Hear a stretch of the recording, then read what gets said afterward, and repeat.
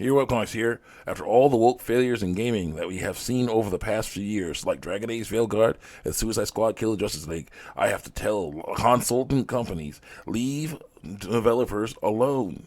When a studio goes woke, that's bad enough. But when a company focuses on infecting as much mini studios as possible with woke DEI bullcrap, that's the worst.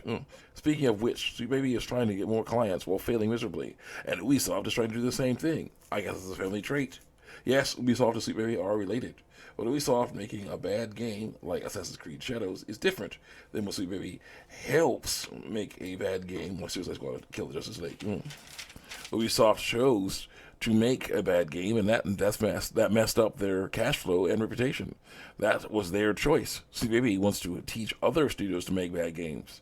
If they get their way, multiple bad games will come from multiple studios, causing more damage to the game industry. Also, all those bad games will be the same, filled with woke DEI bullcrap. Peddling conformity as diversity, peddling racism, sexism too, while calling real diversity those things. I'll bet those modern woke losers would hate traditional cultures. It would be so ironic. But why are they so insistent on trying to force woke DEI on us gamers? I think it's because they're paid to. Believe it or not, there are governments and corporate conglomerates that give cash to these slimy, thieving, assaulting companies. Could it be ignorance? Could it be jealousy? Whatever the case is, they messed up the market. Usually, when a studio makes a bad game, it doesn't sell well. The studio needs to learn from that failure and start making better games, or they will lose customer interest and lay off all their staff. These consulting companies promise these poor, naive studios millions and billions of dollars if they can get their ESG score high enough. These studios do it by embracing DEI. The problem with that is that they can't make a good game and do that at the same time. It's like that World War II movie with Tom Cruise, and it has a similar bad ending. It is time for a change.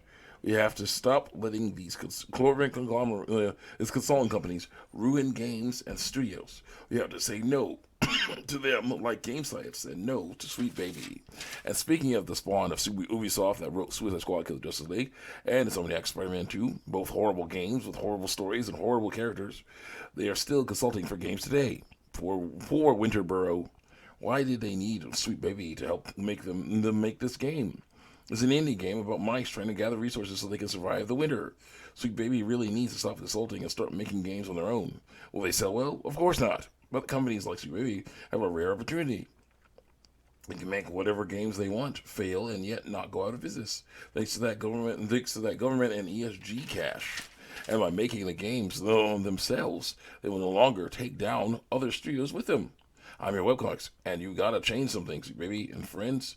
You'll still fail, but at least it will be in a blaze of glory instead of a whimper like Suicide Squad.